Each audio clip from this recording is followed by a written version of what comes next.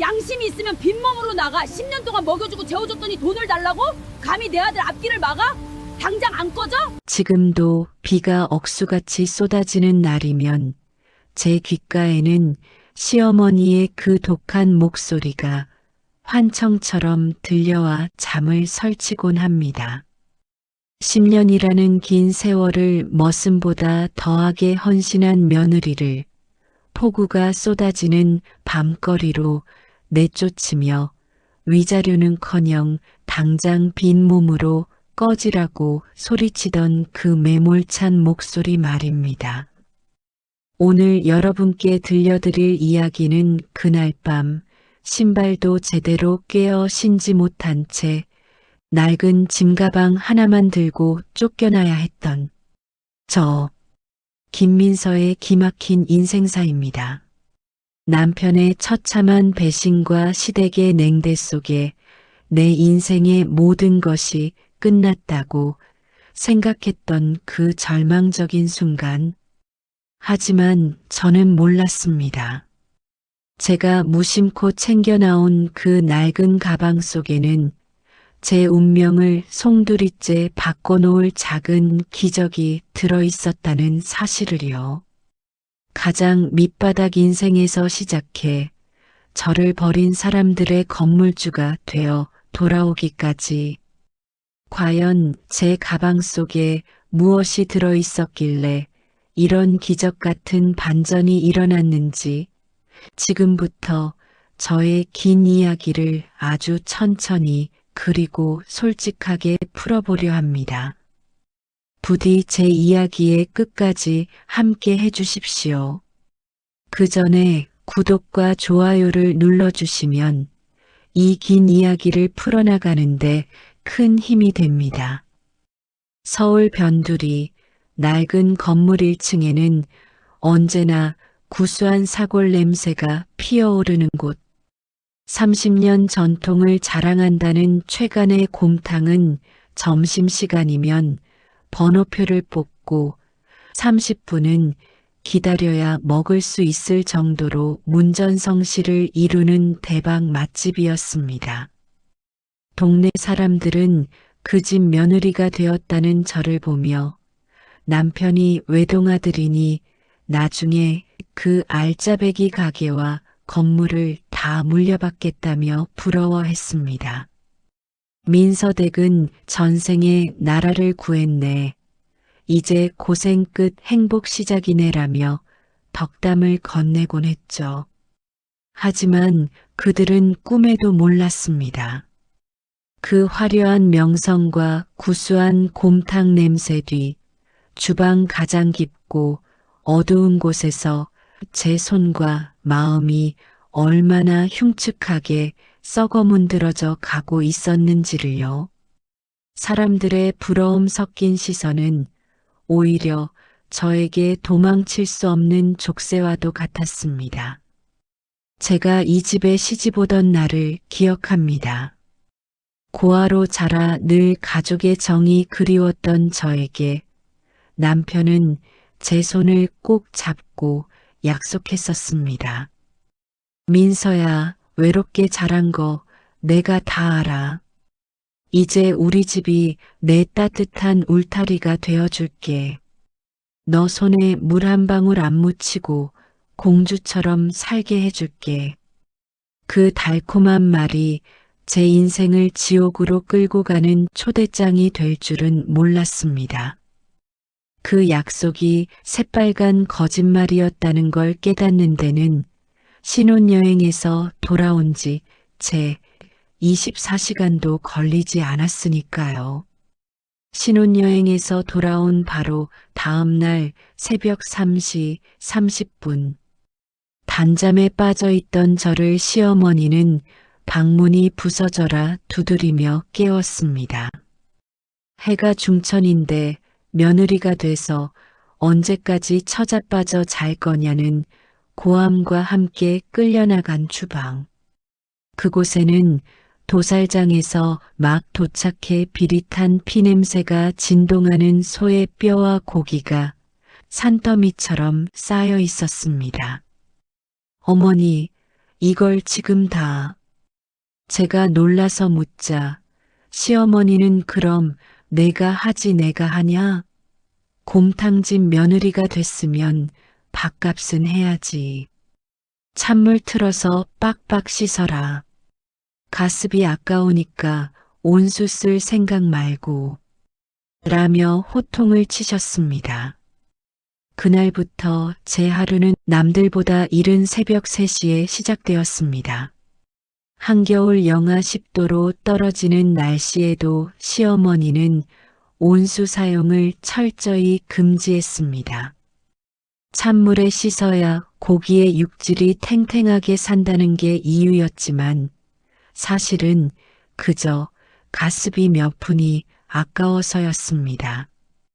칼바람이 들이치는 수도가에서 맨손으로 얼음장 같은 물에 손을 담그면 손가락 끝부터 감각이 사라지고 뼈마디가 으스러지는 듯한 고통이 밀려왔습니다. 감각이 없어진 손으로 핏물을 빼고 나면 손등은 거북이 등껍질처럼 갈라지고 터져 피가 배어 나왔습니다. 고무장갑이라도 끼게 해달라고 애원했지만 시어머니는 음식 만지는 손에 고무 냄새 밴다며 그마저도 허락하지 않았습니다. 그렇게 제 지문은 달아 없어진 지 오래였습니다.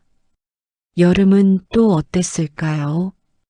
수십 개의 가마솥이 24시간 펄펄 끓어오르는 주방은 그야말로 불지옥이었습니다. 에어컨은커녕 선풍기 한 대 없는 그 찜통 같은 곳에서 저는 하루 15시간씩 육수 기름을 걷어냈습니다. 땀이 비 오듯 쏟아져 눈을 뜰 수 없었고 온몸에 땀띠가 나서 살이 쓰라렸지만 시어머니는 저에게 시원한 얼음물 한 잔 건네지 않았습니다. 명절이나 제사가 돌아오면 더 서러웠습니다. 시누이들은 거실에서 과일을 깎으며 하호 웃고 떠드는데 저는 주방 구석에 쭈그리고 앉아 수백 인분의 전을 부쳐야 했습니다. 허리가 끊어질 듯 아파도 누구 하나 거들어주는 사람이 없었죠. 육체적인 고통보다 더 견디기 힘들었던 건 인간 이하의 취급을 받는 철저한 가난과 무시였습니다. 하루 매출이 수백만 원을 넘나드는 알짜배기 가게였지만 며느리인 저에게는 10년 동안 월급은커녕 용돈 한 푼 주어지지 않았습니다. 모든 경제권은 시어머니가 쥐고 있었고 남편조차 어머니에게 용돈을 타 쓰는 꼭두각시였습니다. 어느 날 쓰던 로션이 바닥나서 며칠을 맹물로 세수하다가 얼굴이 너무 당겨서 조심스럽게 시어머니께 10,000원만 달라고 부탁드린 적이 있습니다. 하지만 돌아온 것은 돈이 썩어냐냐는 비아냥이었습니다. 먹여주고 재워주는데 돈 쓸 데가 어디 있다고 돈 타령이야? 내가 밖으로 나돌아다닐 일이 있어?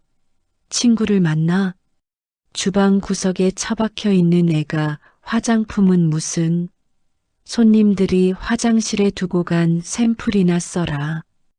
아주 배가 불렀구만. 그날 저는 주방 구석에서 소리 죽여 울었습니다. 남들이 보기엔 대박집 사모님 소리를 듣는 제가 고작 로션 살 돈 10,000원이 없어 손님이 쓰다 버린 샘플을 주워 써야 하는 처지가 너무나 비참했기 때문입니다. 그래도 버텼습니다. 가족이라고 믿었으니까요. 무뚝뚝하지만 그래도 내 남편인 철수가 언젠가는 가게를 물려받을 테고 그때가 되면 내 이 지독한 고생도 보상받으리라. 저에게는 돌아갈 친정도 의지할 형제도 없었기에 그 어리석은 희망 하나를 생명줄처럼 붙들고 10년을 버텼습니다. 하지만 견고해 보이던 제 인내심에도 균열이 가기 시작했습니다.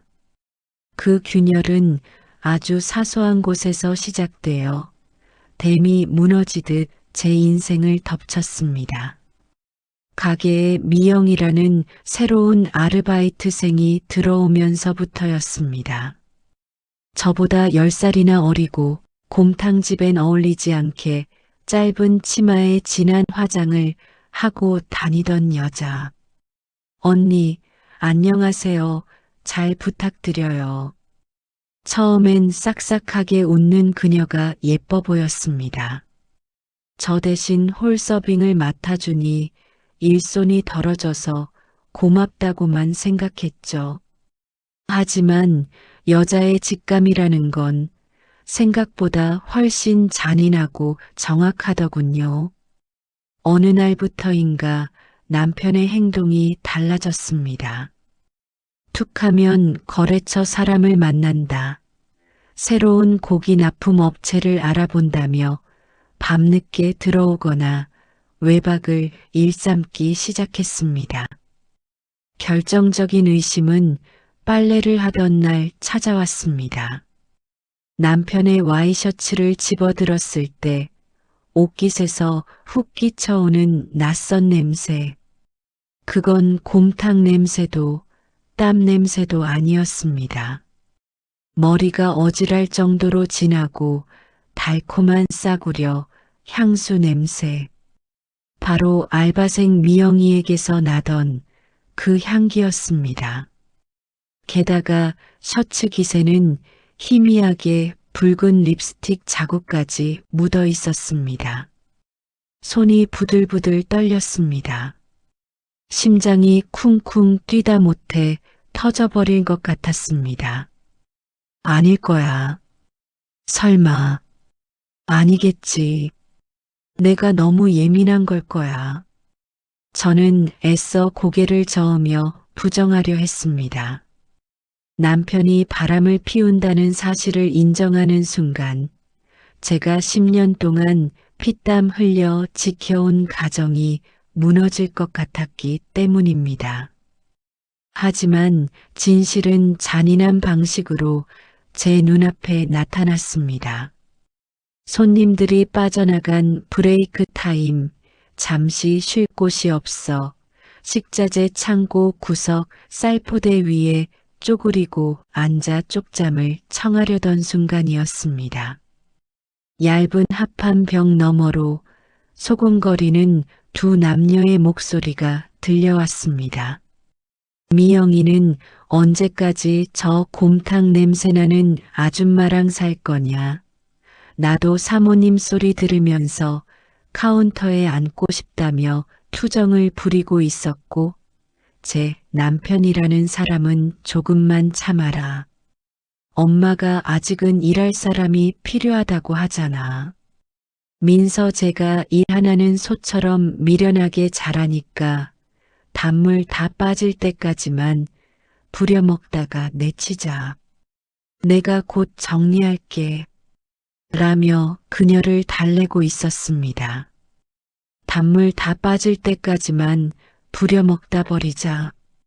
제가 지난 10년 동안 바친 청춘과 사랑이 그들에겐 고작 쓰다 버릴 일회용 건전지 취급을 받고 있었던 겁니다. 저는 입을 틀어막고 소리 없는 비명을 질렀습니다. 당장이라도 문을 박차고 나가 소리를 지르고 싶었지만 다리에 힘이 풀려 일어설 수조차 없었습니다. 그날 밤 하늘은 제 마음을 대변이라도 하듯 억수 같은 비를 퍼부었습니다. 저는 더 이상 참지 않고 시어머니와 남편 앞에 섰습니다. 두 사람의 불륜 사실을 따져 물으며 제가 10년 동안 일한 정당한 대가와 위자료를 요구했습니다. 하지만 돌아온 것은 사과가 아닌 적반하장의 분노였습니다. 시어머니는 어디서 감히 내 아들을 의심하냐며 제 뺨을 후려쳤고, 남편은 내가 오죽 못났으면 내가 밖으로 돌겠냐? 거울 좀 봐라. 냄새나고 볼품없는 너보다 젊고 센스 있는 미영이가 훨씬 낫다며 비아냥거렸습니다. 심지어 그 자리에 뻔뻔하게 들어온 미영이는 제가 입고 있던 이태리제 앞치마를 보더니 어차피 나갈 거면 그 앞치마는 벗고 가라. 언니한테는 안 어울린다며 제 몸에서 앞치마 끈을 풀어 뺏어갔습니다. 그 순간 저는 모든 미련을 버렸습니다. 더 이상 이 짐승만도 못한 사람들에게 인간적인 대우를 바라는 건 사치였습니다. 저는 방구석에 처박혀 있던 낡은 여행 가방 하나를 꺼내 들었습니다. 10년의 세월이 무색하게도 제 짐은 낡은 옷가지 몇 벌이 전부였습니다. 시어머니는 그 가방마저 뺏어 들고 혹시 돈 될 만한 것을 훔쳐가는 게 아니냐며 바닥에 뒤엎어 검사했습니다. 구멍난 양말과 낡은 티셔츠가 쏟아져 나오자 시어머니는 쳇, 정말 거지같이도 살았네. 알았다, 가져가라. 다신 우리 눈앞에 나타나지 마. 라며 저를 빗속으로 내쫓았습니다. 철대문이 쾅 하고 닫히는 소리와 함께 저는 세상 밖으로 버려졌습니다. 비는 하염없이 쏟아졌고 우산도 없이 낡은 가방 하나를 든 채 정처 없이 걷는 제 모습은 처량하기 그지없었습니다. 하지만 시어머니는 꿈에도 몰랐을 겁니다. 제가 짐을 챙기기 직전 빗속을 뚫고 뒷마당 장독대로 달려가 챙겨온 것이 무엇인지를요. 그것은 가방 깊숙한 곳, 낡은 수건들의 겹겹이 쌓여 있어 시어머니가 미처 발견하지 못한 작은 항아리였습니다. 친정 종갓집 할머니가 돌아가시면서 제게 물려주신 유일한 유산, 바로 100년 묵은 시간장이었습니다. 이 집 곰탕 맛의 구화를 책임지던 돈으로도 살 수 없는 그 맛의 원천. 시어머니도 남편도 모르게 제가 매일 새벽 몰래 육수통에 한 국자씩 넣고 있던 저만의 비법이었습니다. 저는 그 시간장 항아리를 목숨처럼 품에 안고 어둠 속으로 걸어갔습니다. 두고 봐라. 너희가 뺏은 건 빈 껍데기뿐이야. 진짜 알맹이는 내가 가져간다.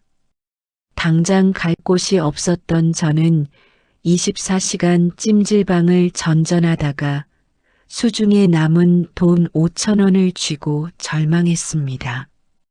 그때 벼룩시장 신문에서 발견한 건설 현장 식당 한바집 주방 보조 구함, 숙식 제공이라는 문구. 저는 살기 위해 그 길로 경기도 외곽의 거친 공사판으로 향했습니다. 흙먼지가 날리고 거친 인부들이 가득한 그곳은 또 다른 전쟁터였습니다. 한바집 음식이라는 게 보통 싼 재료에 조미료를 들이부어 맛을 내기 때문에 인부들은 그저 살기 위해 억지로 밥을 먹곤 했습니다. 하지만 저는 생각이 달랐습니다. 이분들도 누군가의 귀한 가장이다. 따뜻한 집밥을 대접하자. 저는 주방 구석에 숨겨둔 시간장을 꺼냈습니다. 그날 메뉴는 소고기 묵국 맹물에 조미료를 넣는 대신 물을 숭덩숭덩 썰어 넣고 제 시간장을 한 국자 넣어 푹 끓여냈습니다. 점심시간 국물을 맛본 작업 반장님의 눈이 휘둥그레졌습니다. 뭐야? 오늘 국 맛이 왜 이래? 꼭 고향 어머니가 끓여주신 맛이야. 여기저기서 감탄이 터져나왔고 잔반통이 넘쳐나던 식당은 밥알 하나 남지 않고 싹 비워졌습니다. 10년 동안 구박만 받던 제가 처음으로 제 음식으로 인정받는 순간이었습니다. 반면 서울의 최간의 곰탕은 아수라장이 되었습니다. 제가 떠난 뒤 시어머니와 미영이가 끓인 육수는 시간장이 빠지자 맹물이나 다름없었습니다. 20년 단골 손님이 국밥 그릇을 집어던지며 이게 곰탕이냐 개밥이냐 라고 소리쳤고 손님들은 줄줄이 환불을 요구하며 떠났습니다.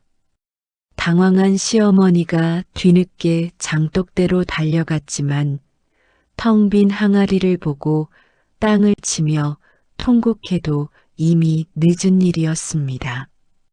그러던 어느 날 공사판 한바집에 믿을 수 없는 일이 벌어졌습니다.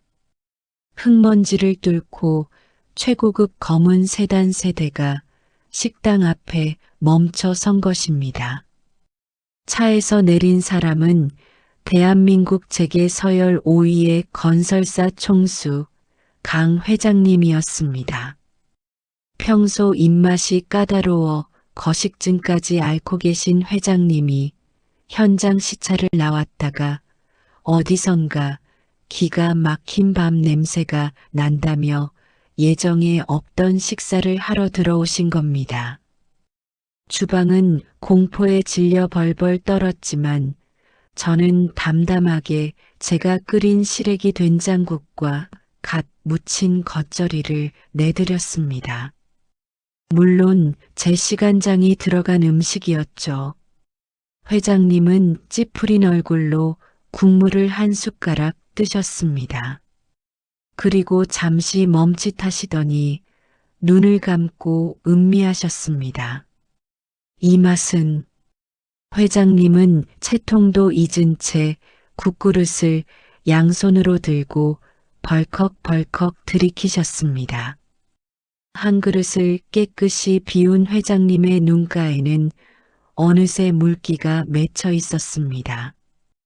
50년 전 돌아가신 내 어머니가 끓여주시던 바로 그 맛이야. 온갖 산의 진미를 다 먹어봐도 찾을 수 없던 그 맛을 이런 공사판에서 찾을 줄이야. 식사를 마친 회장님은 저를 따로 부르셨습니다. 제 거칠고 상처투성이인 손을 보며 참으로 사연이 많은 손이구먼이라며 위로해 주셨습니다. 그 따뜻한 한마디에 저는 참았던 눈물을 터뜨리며 지난 10년의 서름과 쫓겨난 사연을 모두 털어놓았습니다. 묵묵히 듣고 계시던 회장님의 눈빛이 매섭게 빛났습니다. 허허, 천하의 몹쓸 인간들이로군. 황금알을 낳는 거위를 제 발로 차버리다니. 감히 사람의 진심을 그따위로 짓밟아? 김민서 씨, 내가 자네의 날개가 되어주겠네. 내 자본과 자네의 시간장으로 그 썩어 빠진 전 남편의 가게부터 보란듯이 밟아주는 게 어떤가? 강 회장님의 전폭적인 지원은 상상을 초월했습니다. 회장님은 단순히 돈만 대주신 게 아니라 최간의 곰탕 바로 맞은편 건물 1층을 통째로 매입해 제 가게를 차려주셨습니다. 민선의 진짜 곰탕. 간판이 걸리던 날 동네가 발칵 뒤집혔습니다. 가게 앞에는 오호건설 회장 강호이라고 적힌 거대한 축하 화환이 놓여 있었고 쫓겨난 며느리가 재벌 회장의 스카우트를 받아 돌아왔다는 소문에 오픈 첫날부터 손님들이 구름처럼 몰려들었습니다. 제시간장 맛을 본 손님들은 그래, 이 맛이야. 여기가 진짜네. 저 앞집은 이제 껍데기만 남았어. 라며 환호했습니다. 반면 길 건너편 시어머니의 가게는 파리만 날리는 신세가 되었습니다. 시간장이 사라진 육수 맛은 형편없었고 급한 마음에 들이부은 화학 조미료 맛에 손님들은 혀를 내두르며 발길을 끊었습니다. 가라앉는 배에서 가장 먼저 도망치는 건 쥐새끼라고 하죠. 돈 냄새만 맡고 남편에게 붙었던 상간녀 미영이의 태도가 180도 돌변했습니다. 망해가는 가게에서 더 이상 뜯어낼 게 없다고 판단한 그녀는 어느 날 밤 가게 금고에 있던 마지막 현금과 시어머니가 장롱 깊숙이 양말 속에 숨겨두었던 폐물까지 싹 털어서 야반도주를 해버렸습니다. 다음 날 아침 텅 빈 금고를 확인한 시어머니는 거품을 물고 쓰러졌습니다. 사랑이라 믿었던 여자는 돈을 들고 튀었고 가게는 망했고 남은 건 산더미 같은 빚더미뿐이었습니다. 월세 낼 돈도 없어 쫓겨날 판이 된 그 뻔뻔한 모자는 결국 죽기보다 싫다던 선택을 하게 됩니다. 바로 저를 찾아와 구걸하는 것이었죠. 어느 날 저녁 마감을 하고 있는데 가게 문이 열렸습니다. 며칠 못 씻은 듯 꾀죄죄한 몰골의 남편과 시어머니였습니다. 한때는 저를 벌레 보듯 하던 그들이 지금은 벼랑 끝에 몰린 패배자의 눈빛을 하고 제 앞에 섰습니다. 남편은 제 앞에 와락 무릎을 꿇으며 울부짖었습니다. 여보, 민서야. 내가 죽일 놈이야. 꽃뱀한테 홀려서 당신을 버리다니. 나 다시 받아주라. 내가 평생 발닦개가 되어 속죄하며 살게. 응? 옆에 있던 시어머니도 비굴한 미소를 지으며 제 손을 잡으려 했습니다. 그래, 아가. 엄마가 잘못했다. 저기, 그 시간장 조금만 나눠주면 안 되겠니? 우리 가게 다시 살려서 같이 잘해보자.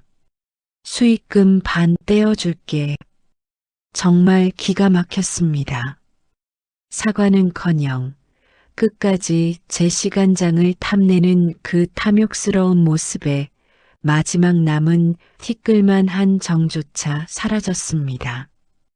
저는 잡히려는 손을 매몰차게 뿌리치고 미리 준비해둔 서류 봉투 하나를 테이블 위에 툭 던졌습니다. 착각하지 마세요. 전 이제 그 집 며느리 아닙니다. 그리고 이 서류나 한번 읽어보시죠.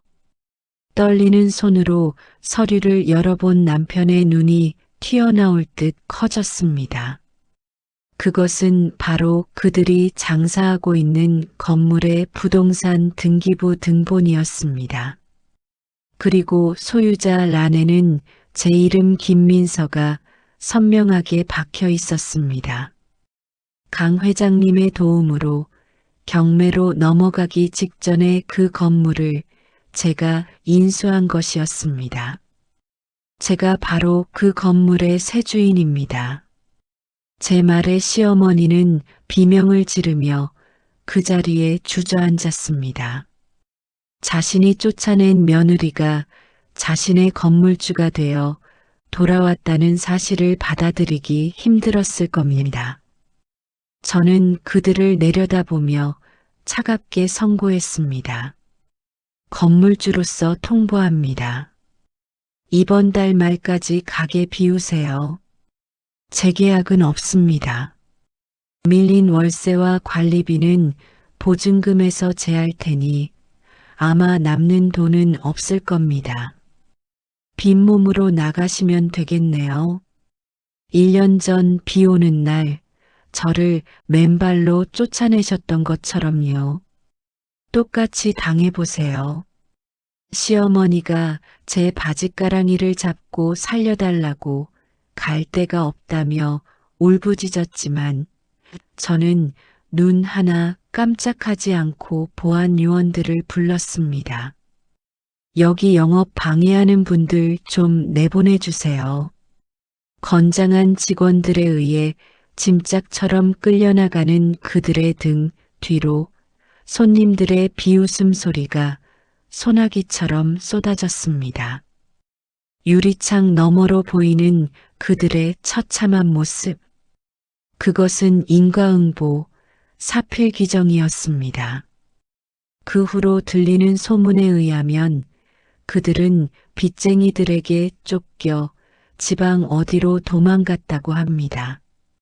남편은 공사판을 전전하며 술로 세월을 보내고 시어머니는 차가운 단칸방에서 지난 날을 후회하며 지낸다고 합니다. 반면 저는 강 회장님의 법적인 양녀로 입적되어 난생 처음으로 따뜻한 아버지를 얻었습니다. 그리고 저의 아픈 과거까지 감싸 안아주는 진실하고 성실한 사람을 만나 재혼도 했습니다. 음식은 거짓말을 하지 않습니다. 누군가를 해치려는 마음, 욕심 가득한 마음으로는 절대 사람을 감동시키는 깊은 맛을 낼 수 없으니까요. 제가 지켜낸 건 단순히 100년 묵은 간장 항아리가 아니라 10년 세월 동안 묵묵히 쌓아 올린 제 눈물과 진심이 아니었을까요? 착하게 살면 언젠가 복이 온다는 사실, 그리고 남의 눈에 눈물 나게 하면 제 눈엔 피눈물이 난다는 사실을 잊지 마세요. 지금까지 긴 이야기 들어주셔서 감사합니다.